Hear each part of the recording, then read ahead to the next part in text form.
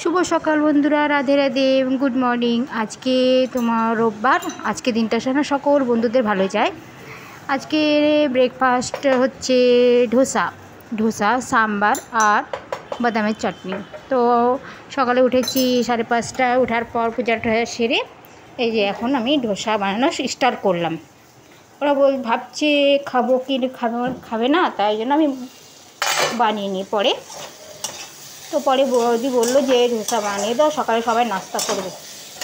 তো আমি স্টার্ট করলাম। আলুর পুর, মাঝখানে আলুর পুর দিয়ে দিয়েছি। কেউ সাদা খাবে, মানে সাদা ধোসা, আর কেউ আলুর পুর দিয়ে খাবে। আমি সবই রকম পারি, ধোসা, মশলা ধোসা, তারপরে ইডলি, তারপরে দুটো ডিম ধোসা, স্যান্ডউইচ, এগুলো সবই পারি টুকিটাকি। তাই ধোসাটা মাঝখানে বন্ধ করেছিলাম। আমাদের বাড়িতে কেউ খায় না, বানালে আবারটা খাবে, কেন খাবে না, বড় পরিবার, বড় ফ্যামিলি, তো তাই বাড়িতে একটু করি না।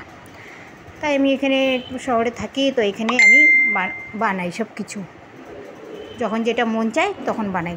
জিনিস থাকলে বানাতে কি, তাই জন্য আমি এটা বানানো স্টার্ট করলাম। ওরা এমনিতে ভালোবাসে, ওরা আমারও ভালো লাগে, বেস্ট। আমার ইডলির থেকে ধোসাটাই বেস্ট, ভালোই লাগে। তাই জন্য ভাবলাম বানিয়ে দিন, খাইতে চাইছে তো বানিয়ে দিই। কালকে রাত্রে 3 কোটা চাল, আতপ চাল, আর 1.5 কোটা বিউলির ডাল, আবার 1 মুঠ মেথি ভিজিয়ে রেখেছিলাম। ভিজে দুপুরে পেস্ট করে রেখে দিয়েছি। সারা রাত ভিজছে, রাত 11টার সময় আবার ধোসা বানিয়েছি ওদের খাবার জন্য। আবার সকালবেলা বানিয়ে দিলাম, সকালে নাস্তা হয়ে গেল।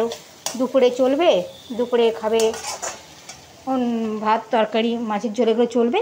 আবার কালকে রাত্রে বানাবো, ওটা আমি বানিয়ে রেখেছি অনেকটা, ফ্রিজে রাখলে নষ্ট হয় না ওই জিনিসটা। ওই জন্য রাত্রে খাবারটা মানে নর্মাল খাইতে হয়, বেশি মশলা না। তো ভাবছি ধোসাটা কালকে রাত্রে বানাবো। বানিয়ে রেখেছি, কালকে দোকানদারি আছে, আছে, সকালে হবে না, তো কালকে রাত্রে বানাই।